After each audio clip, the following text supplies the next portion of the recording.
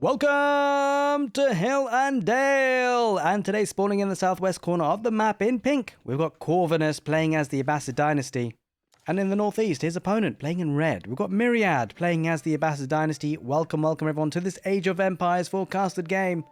And while with the Abbasid dynasties recently having some great mirror matches, I'm pretty excited to see how this one pan out, for sure. I mean, especially when you factor in the players that we've got. Corvinus, an absolute wild card on the rank ladder sometimes, pulls out some wacky strats. You love to see it. And while Myriad, he's been up there, battling against the best.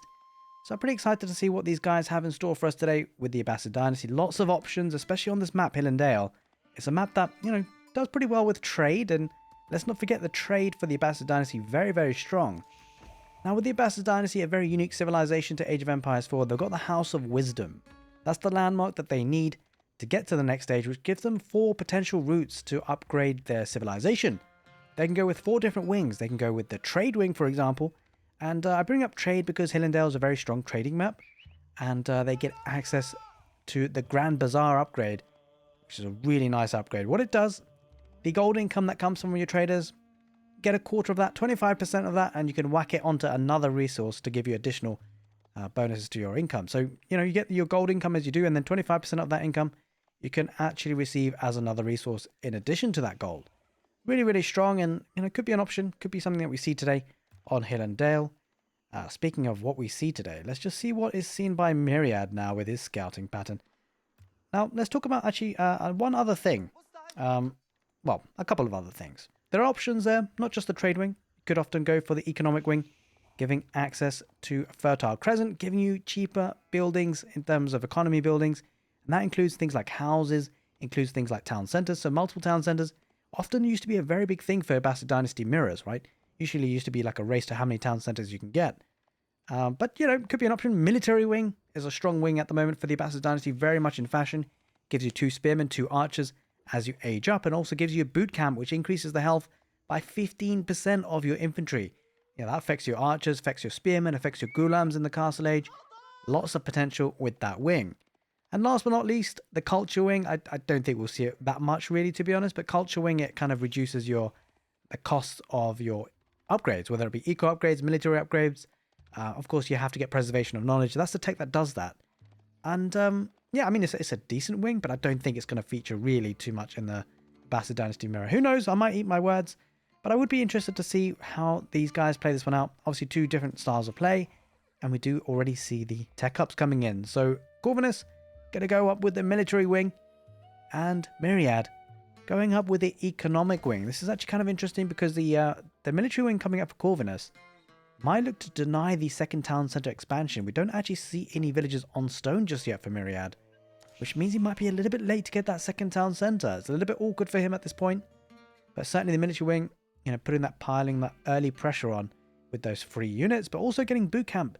It really scales quite nicely in the feudal age, especially when the Abbasid dynasty mirror is in play.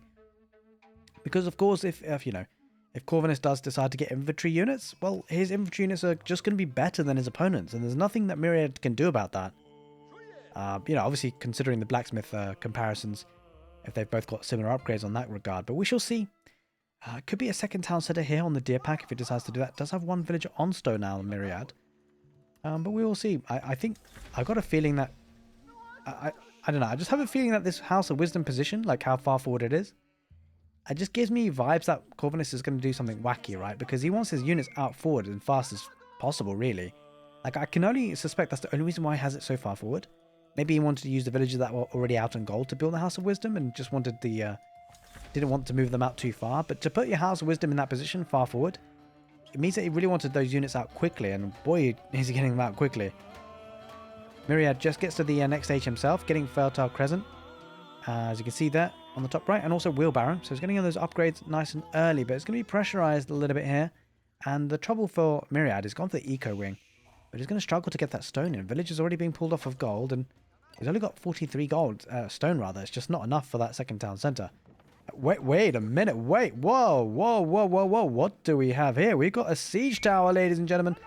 Corvinus trying something wacky. I told you. Okay, I hate to say it, but I told you so, okay? Corvinus trying some wacky strategies. Now, you might be wondering what he's going to do with this. There are no walls here. What is he going to go over? And that's a valid question, but see, you're misunderstanding the siege tower.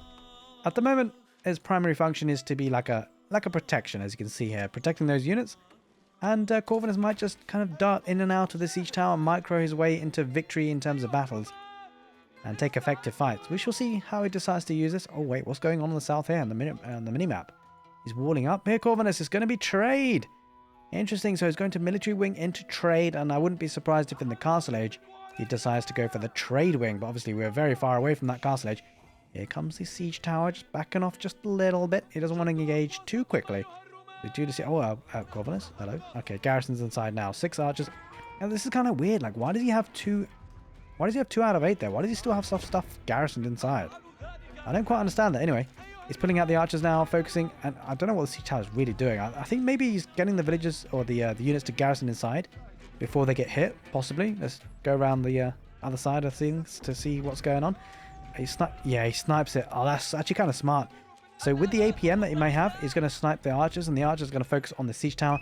They pop out fire and they go back in, and he's not getting hit, right? Like, there's not much that myriad can do about it. He has to always pay attention, and it's kind of awkward. He's actually taking a really good fight here, as you can see. These siege tower shenanigans here for Corvinus doing really well, and it's forcing myriad to focus on this, right?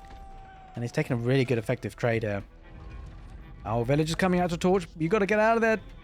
Corvinus, get out of there. He's taking critical damage. He's got to get out of there. I mean, obviously this guy, the siege tower, is not going to take too much damage versus arrow fire from the archers, but the torches from the villagers, oh boy, they're going to get value. Does lose a villager, maybe a second. Spearman coming out too. Okay, that's what was in there. The 2 spearmen, they stayed garrisoned inside. Does lose a second villager, possibly a third. The archers there for myriad going to focus on Corvinus. He does lose a 3rd villager. So already great value. Might lose a spearman there on the retreat. Probably will. Should survive with at least 1 though. Or maybe not. Okay, well, that's unfortunate. He had a death wish. He said, don't worry about it, guys. You guys get out of here. God, what is this? Get out of here. I mean, that bit of delay might cost him, actually, because if the archers decide to chase that down, which they're not. But, okay, well, they are now, but better late than never, I guess. And, well, Corvinus, he might actually lose that, actually. Yeah, I mean, I don't know why he's not clicking that all the way back. It's really weird. Anyway.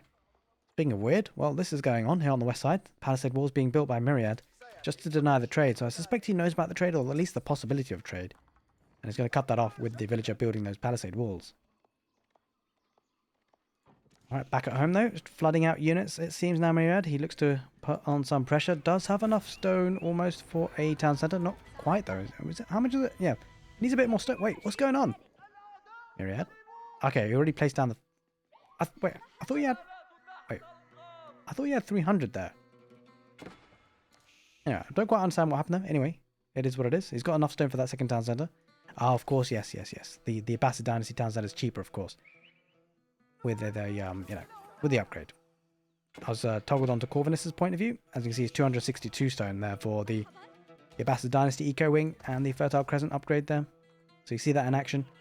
Archers for Myriad pushing up the army for Corvinus back at home, but he does have a horseman that could join the fight, and if he does, it could give him good value. Corvinus trying to burn down the palisade walls, actually having to invest 12 villages to do that, so it's a lot of idle time being caused. But he will break in through, eventually. It's a matter of time. The question is, where is that village? He hit the villager. That's kind of funny. He might look to try and build that palisade wall back up again. But you can see the trade route being hampered there. 67 gold, which is pretty decent there for Corvinus. Obviously, that's one way. I'm going to build a lumber camp. Now, does Corvinus see this villager? Because if he doesn't, then he's going to get the palisade walls up again. That's going to be annoying. I think he's going to get it up. Yeah, he's going to go on the other side as well, which is pretty smart.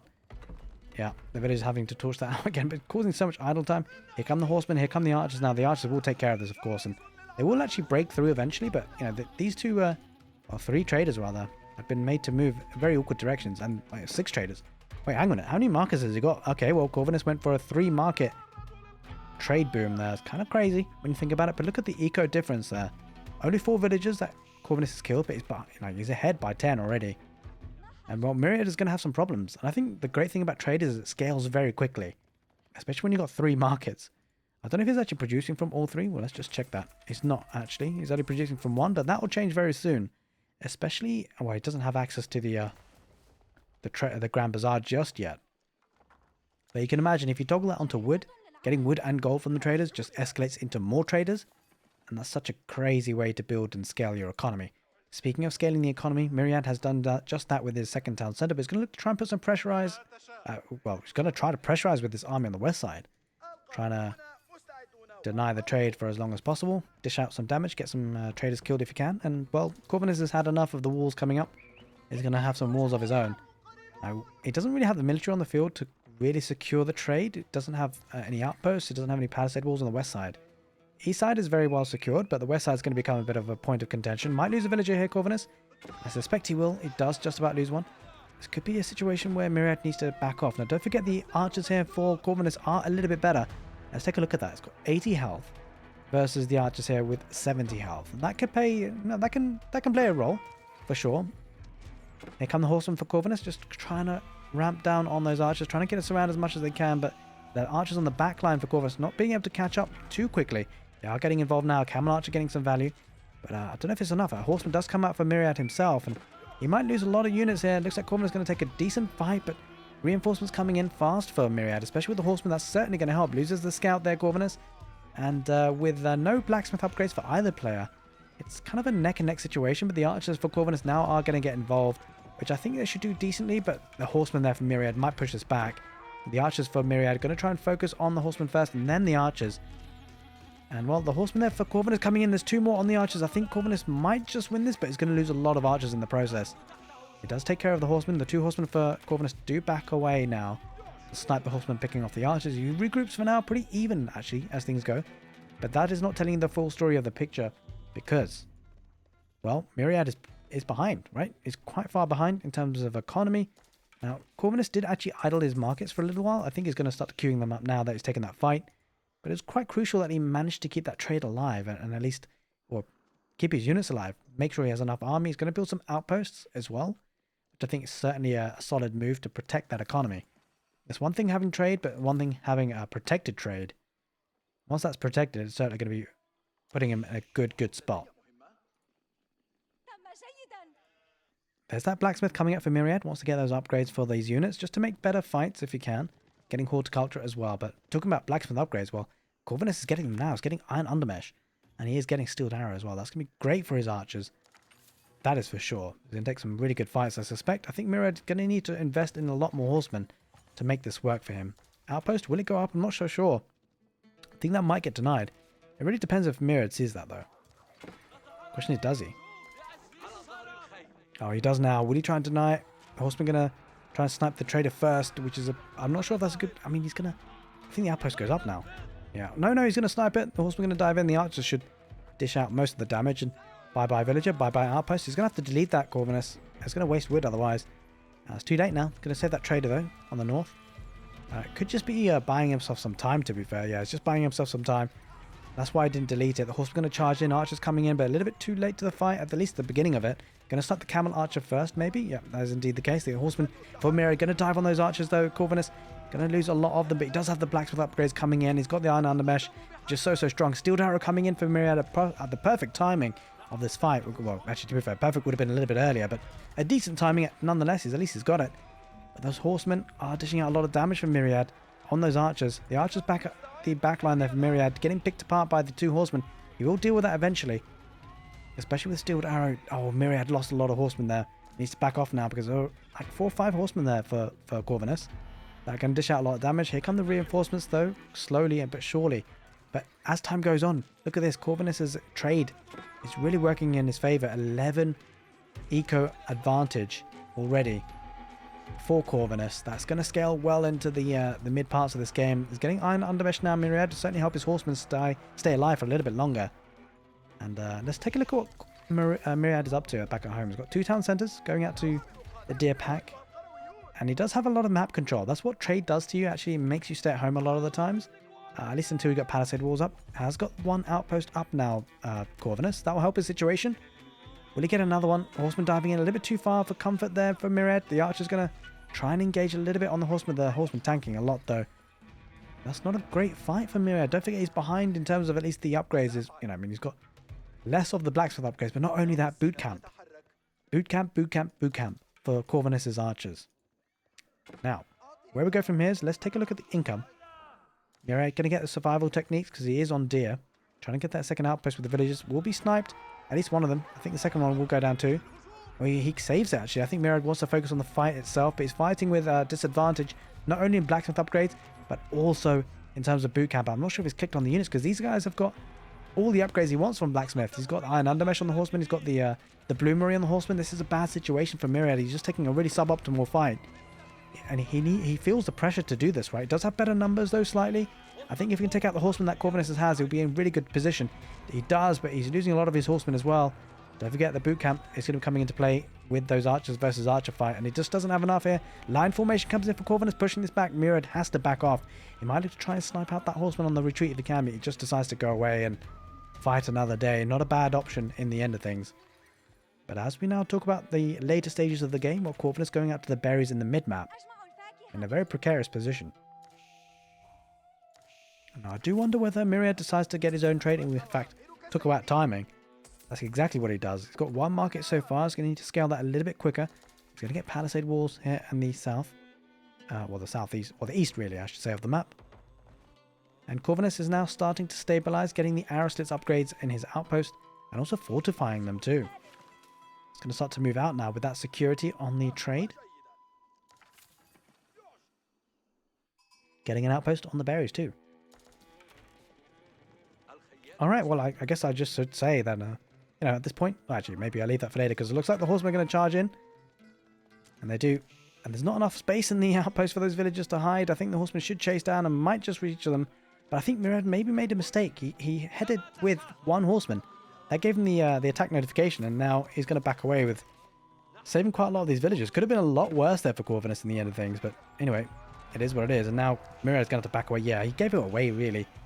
And now he's going to have to head back home. But anyway, I'll take this opportunity to say that, guys, if you've been enjoying the casted games on the channel, it really does help if you give the video a thumbs up. It really helps the channel and the algorithm and promotes the videos for more people to get inspired by Age of Empires 4 and enjoy the casts. Which, by the way, I'm hoping to do a lot more of, especially with the new DLC coming out with new civilizations. I'm super excited, and I hope you guys are too. But yeah, I really appreciate all the support you guys have been giving on the channel. It really helps. And hoping to keep up the casted content for sure, for sure, for sure. I'm really enjoying Age of Empires 4 right now, and I suspect these players are too, because look, they're engaging with the horsemen, going right into each other, but deciding not to take the fight. Wait, what's going on? Why is Corvinus diving into this? I'm a bit unsure. He's going right into the back lines of the fight. Well, I guess it does let him tech up to the next stage with minimal problems. It's going to try and get raid, but I don't know. This feels like... The thing is that Hill and Dale is a very condensed map, and there's only 1 or 2 exits. And so if the exits are covered here by Myriad, then Corvinus is just going to lose a lot here. He might take a couple of villages on the woodline, maybe, but he's going to lose his army, especially as they take up to the next stage. It's not ideal. Villages aren't idled on the woodline, though. And now both players are going to the next stage. It's going to be the military wing for Myriad. I like that approach. He needs to balance the situation in terms of boot camp, especially with the next upgrade coming in, which is going to be composite bows. It's going to be really strong for his archers, increasing the attack speed by 33%. Like, you cannot be a situation where your opponent has it and you don't in a mirror match like this. Going to try and get the blocking in with the palisade walls. Doesn't quite manage it, but does kind of reduce the pathing ability for the horseman, for his own horseman. Actually, it's really a bit of a disaster here. Holy smokes, the villagers are going to get caught on the other side of that wall, and a lot of them do go down, but a lot of the horsemen do go down there for Corvinus. He's down to 34 military, and Corvinus is going for the trade wing. No real surprises there, because he's going to be getting that Grand Bazaar. The question is, can he keep his trade alive? He's going for the proxy bases. Holy smokes, he's going to go for Gulam. No doubt about that. He's got 5 barracks on the front lines, and he's going to be pumping out those Gulam. He's got a great economy to do so, but he's not in that castle age just yet. There's no way to speed up either. He's got great blacksmith upgrades. Now, Myriad has to be careful about this. I mean, he spots that, right? He knows that's happening. He needs to make sure that when he gets to the next stage, he techs into like crossbows. He needs to find a way to counter the Gulam, or maybe go for his own Gulam. Either way, he needs to find a response. He could go for knights, to be fair, or lancers, but he's going to go for his own Gulam. He's going to match like for like in this Abbasid Dynasty mirror, and I would be expecting to see boot camp coming in very quickly from Myriad. Any moment now. There we go. He's clicked it. There we go. And hopefully Corvinus remembers to get his upgrades too. Pretty critical, if I do say so myself, in the House of Wisdom. Yeah, he's going to get the Grand Bazaar as we expected. Composite bows, no doubt about that. Armored caravans as well, which is a really nice upgrade to have, just to boost the health on these, or boost the armor on these traders, making them a bit more bulky, keeps them a little bit more safer. For sure. And look at the upgrades coming in thick and fast for Corvinus. It's looking good on his front. 8 economy units ahead. And he's very far behind on military, though. So I think Myriad needs to push. Like, he's got an advantage. He should really make use of it. He's going to get veterancy upgrades for his horsemen. And composite bows coming in soon, especially with veterancy coming in. The archers might not want to engage just too quickly. He wants to maybe bait and then take the fight. He's going to fight now because he knows he's up to the next stage quicker. It means that his upgrades coming in quicker. He's taking the fight. Corvinus might lose a lot here because, of course, the upgrades are in. He's got the veterancy of the horsemen, but the archers there for Corvinus only just getting the veterancy now, but he took half the fight without that upgrade. And this is looking bad for Corvinus. He's going to lose a lot of the army in the front. And does have a couple of camels, though. The camel riders can dish out a lot of damage, and the ghulams coming into the fight. The good thing for Corvinus is he's got ghulams coming into the fight right on the front lines. The reinforcements coming in thick and fast. And I think that's the big difference maker here. Look at the ghulams, 6 of them coming in quick time to the fight. And, well, the reinforcement from Myriad, they're just not there coming in fast enough. They have to go halfway across the map, and it's not going to be enough. He has to back away now. Even composite bows isn't enough to take out the ghulams with the armor upgrade. It's going to struggle here. Myriad has to back off. Now, he's still ahead on military, but, you know, a lot of these are archers, which are pretty redundant at this point against ghulams, especially when you mass them up in this number. But he might be able to take a fight if he's got the ghulams on the front line, which he does. And, well, this is going to be an interesting one. We shall see who wins this one. I think maybe Corvinus might just win it, just considering how many ghulams he has. I think Myriad needs to back off from here. I don't think he can really take this fight. He's going to take it anyway. Look at the ghulams there for the Abbasid dynasty in pink, ripping through those archers. Here comes a lancer or two, but not enough armored units for Myriad, it seems. And it's just the reinforcements, right, coming in. But the archers doing great work. Archer numbers looking very healthy for Myriad. And he might just push this back. I think the ghulams there are being sacrificed for Corvinus. And I think actually in the end of it, Myriad's reinforcements, his army came in thick and fast and just has the better numbers now. He did snowball that a little bit. And the ghulams there weren't enough there for Corvinus coming out. The trouble he has now is that his army is isolated that are coming out of the barracks. He needs to secure this position if he can. Myriad needs to take out the infrastructure if he does. There's a lot of wood here, guys. 5 times 150. That's a lot of wood. That's, well, 750, not 7,000. Holy smokes. But 750 wood camped up there just in the barracks. Now, I would love to see just a ram or two. And that's exactly what's happening. He needs the ram to get through these buildings. But he needs to do it fast because here comes a mangonel for Corvinus. Definitely the right choice.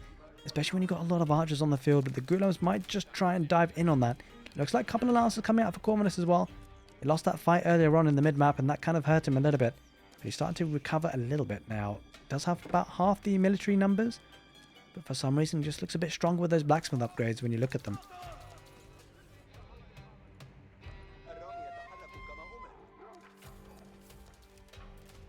Hello.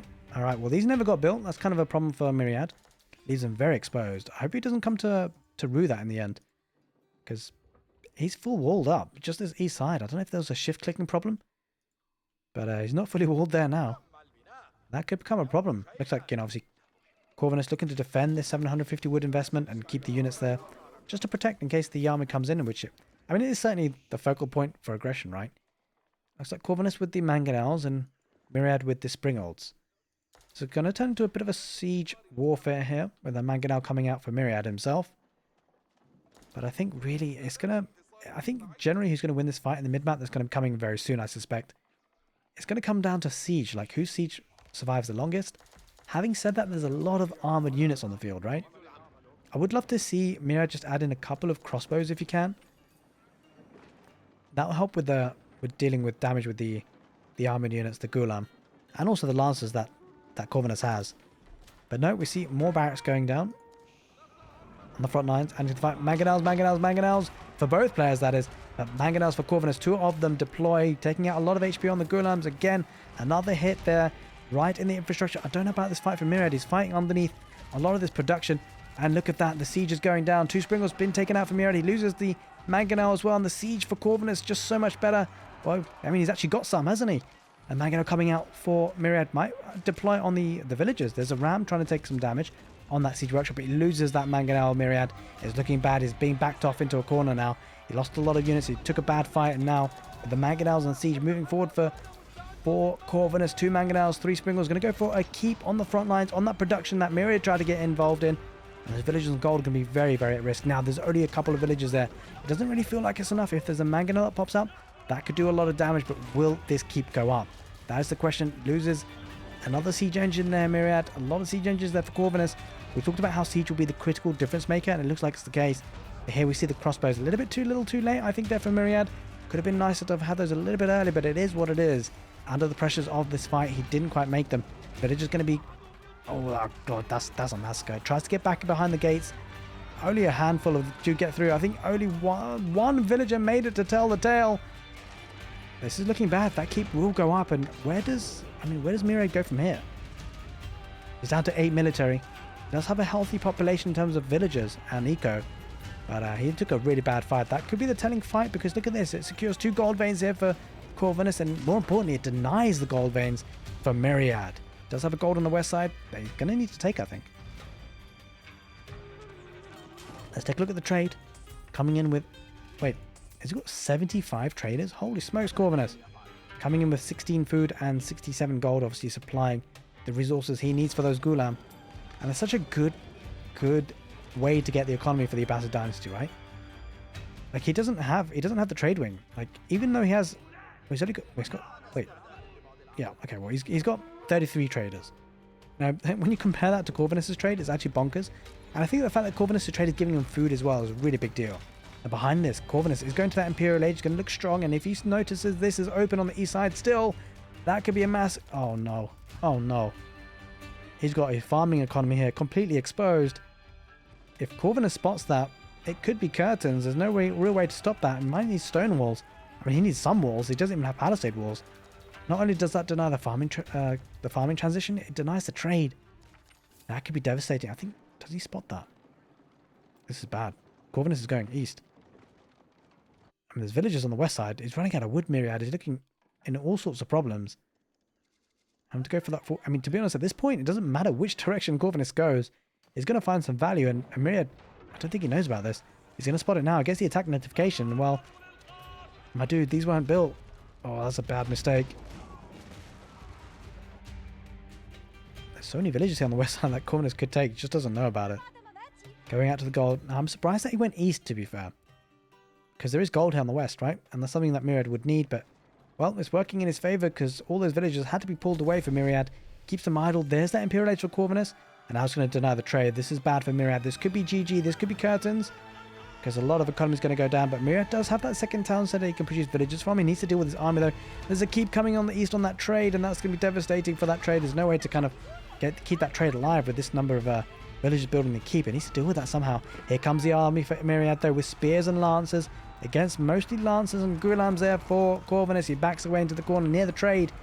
Will the keep go up? I'm not so sure. Wait, let's take a look at the military numbers. 60 versus 46. Myriad has a lot of military here. He's got a couple of mangonels. He takes out some siege. Does have one springle still left, but the springles are focusing on other things. So they didn't take out the springle that Corvinus has. Corvinus still has the 2 mangonels. Mangonels are still staying alive. Ooh, peels away a couple of spearmen there. Take out the mangonels. Gulam diving in. The keep does go up. He's going to go for a second keep. Traders dying on the east side. This is a problem for Myriad. He's got the first keep up here, Corvinus. He's going to get the second as well. He's going to need some siege engines here, Myriad, I suspect. He does deal with the army, though. Corvinus, he's down to 38 military, which is actually more than Myriad, as it seems. But they keep going up. It's pretty devastating. He's going to need some siege engines. And there it is, ladies and gentlemen. Myriad Tapsile, the 2 keeps for Corvinus, seals the deal on this Age of Empires forecasted game. Hope you guys enjoyed it. And, well, if you did, I've got another crazy game for you. It was BCQT playing as the Holy Roman Empire versus Core as the English.